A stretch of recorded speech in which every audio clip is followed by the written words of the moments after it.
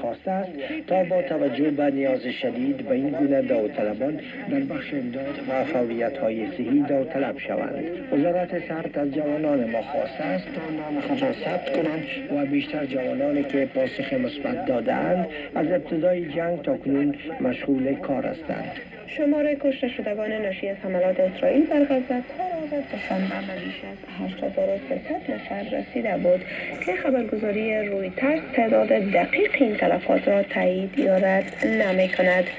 در همین حال اسرائیل حماس را به قرار دادن مراکز فرماندهی و دیگر زیرساخت‌های نظامی در شفاخانه‌های غزه متهم کرده است، اما حماس این موضوع را رد کرده است. فرخنده پیمانی، تلویزیون آشنا صدای امریکا، واشنگتن.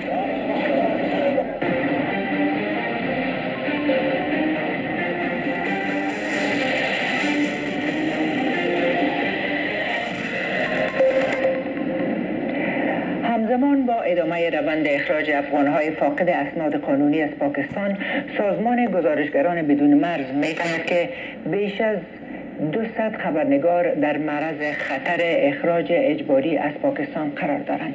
این سازمان با نشر بیانیه گفته است که بازگرداندن اجباری این خبرنگاران به افغانستان جان آنها را به خطر می‌اندازد. گزارشگران بدون مرز از مقامات پاکستانی خواستند که به این خبرنگاران اجازه دهند که در آن کشور بمانند و امنیت آنان را تضمین کند.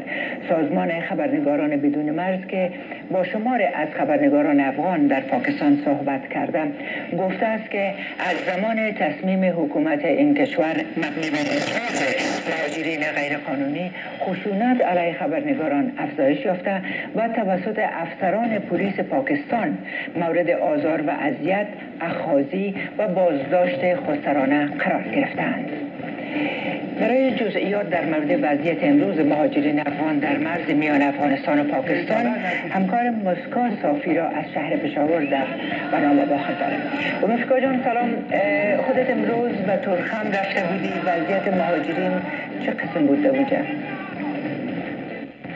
سلام نجیبه جان به شما تمام بینندگان. بله، امروز که به ترخم و لدی کوتل رفتم، مانند روزهای قبل در لدی کوتل و ترخم چندان بار به نظر نمی رسید و دیده می شد که مهاجرین افغان تا حدود مطابق که معلومات دارم تا 57 خامه آمده بودند. این مهاجرین بودند که اسناد نداشتند و به شکل اجباری از نقاط مختلف پاکستان اخراج گردیده بودند. در لدی کوتل مرکز یا خانه‌هایی که به خاطر ثبت نام یا نام‌نویسی مهاجرین افغان ساخته شده نیز به درجه چندان بیروبار نبود.